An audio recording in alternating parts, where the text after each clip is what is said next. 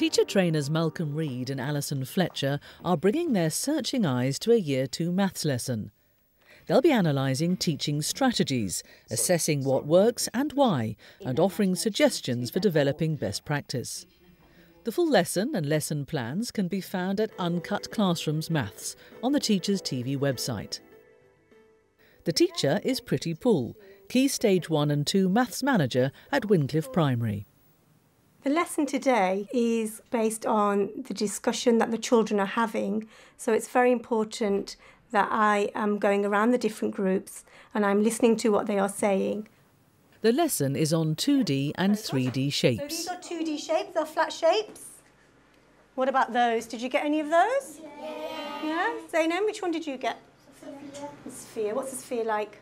That's nice, a sphere like a ball, so relating it to a real-life object. That's good. We can remember our shapes, can't we? I like the indicating the thinking. Remember have a little look.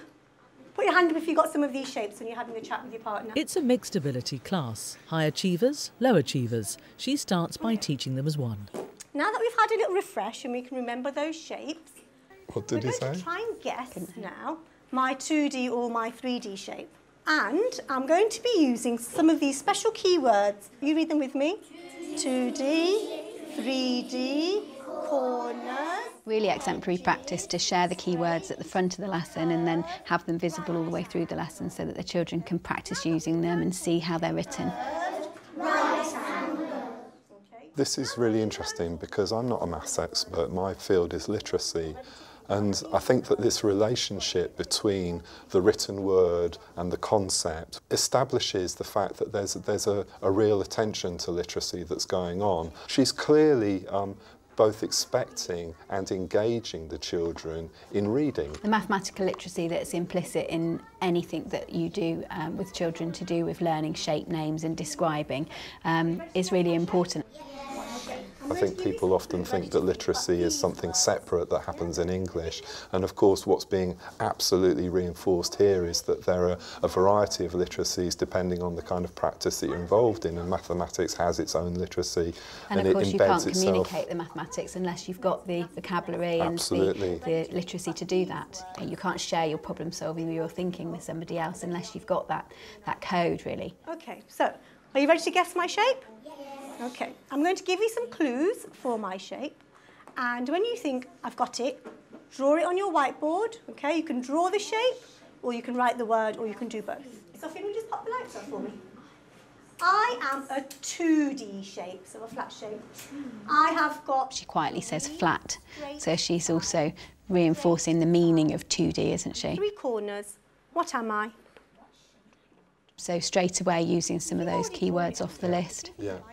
And what I love about this is that the children have something to do while she's talking. So it's not simply a listening exercise and then coming up with the answer, which is what you see in all sorts of classrooms. And she's clearly thought that through. I like how she plays for time here. Okay, do you want to come to the front?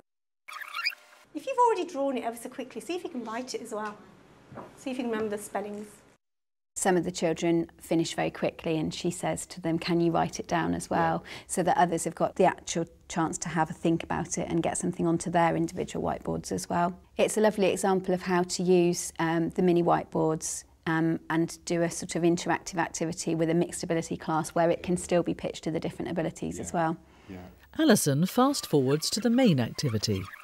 Our main objective today is some of us are going to be sorting some shapes out. Some of us are making some shapes and some of us are describing shapes. Okay, so it's going to be a very busy lesson. The class splits into 5 different groups based on the children's ability. Okay, each group you've got a couple of different things to squeeze into this lesson. So hexagons and pentagons, I'm going to send you off straight away. It's lovely that the groups are called shape names. Isn't it? Squares and triangles. You've got some flat boxes on your table, okay?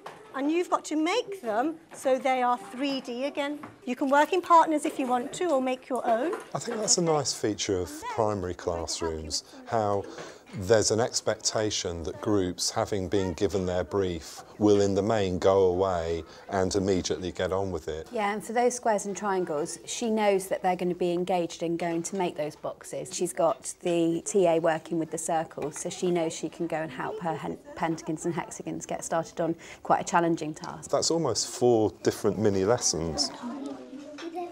Right, let's have a look. Fizza, which shape are you describing?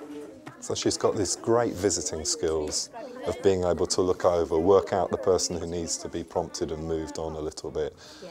What do we call the bottom bit, children? What's the shape word for bottom? Face. Is it face? Begins with butt. Bottom. Nearly, look at the bottom. Because you know, like when we have a pyramid, and we say it's a triangular Base. Very good. Base. Okay, so if we're looking at the faces on there. And she's got the classroom organised nicely. There's that kind of central space that she can move around in order to move out. She's not kind of getting blocked in by tables or having to say, excuse me, to get between chairs. I think that's a good point for teachers, because often you see classroom layouts, which just makes it really difficult for people to visit, particularly at an individual level, which creates kind of clusters of children who either never get visited or in secondary schools often go off task because they know they can't be, visited and monitored directly.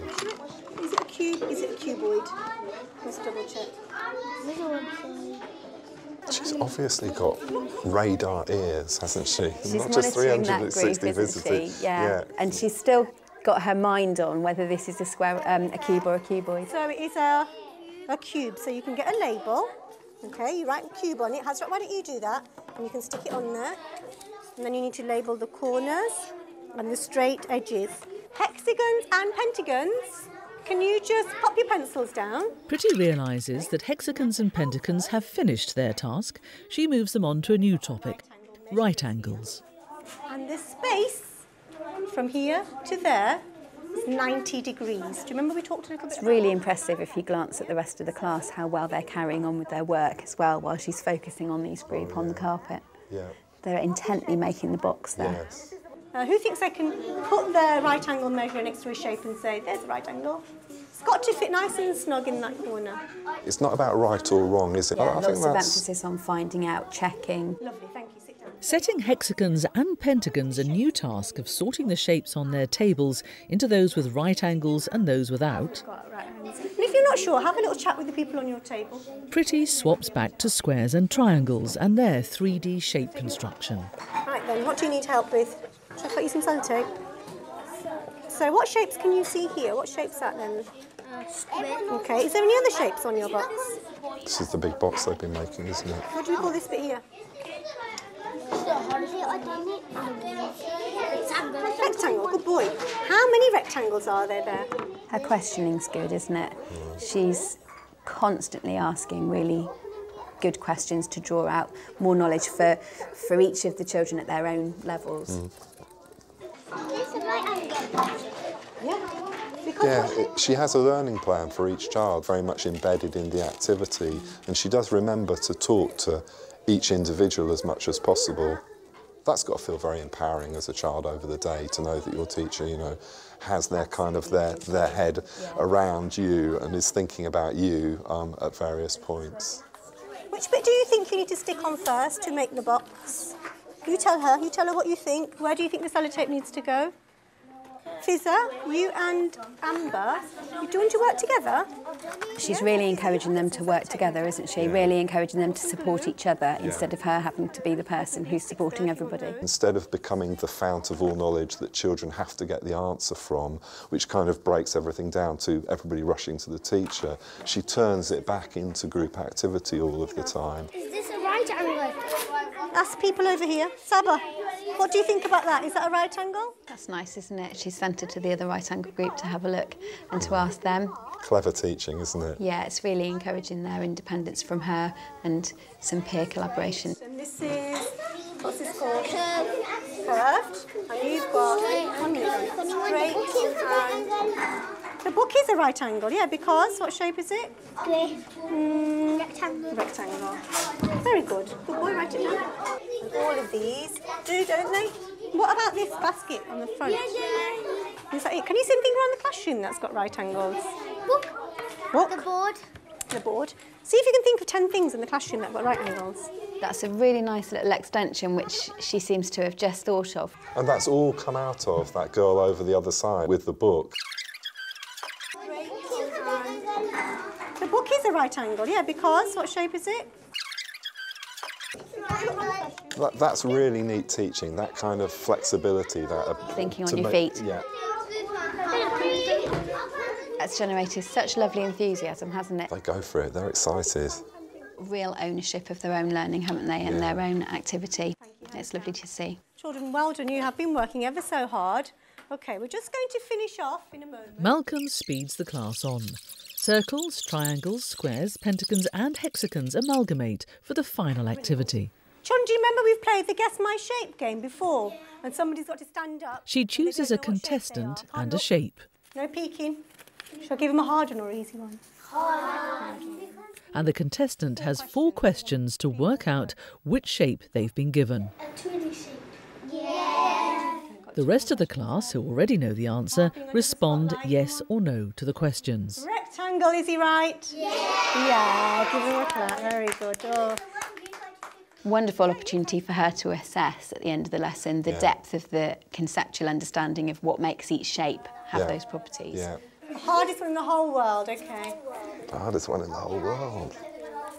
OK. She's kind of shivering, isn't she? Whether this good. Go on then, miss. Ask your questions. Does it have corners? Yeah. Does it have a right angle? Yeah. It's a great plenary, isn't it? Super plenary. I think it's a point that many teachers could use, that notion of not simply getting children to parrot knowledge that they've gained during the lesson in a plenary, but actually asking them to reconstruct knowledge in a slightly different way. A cuboid. Oh, she was close. What is it?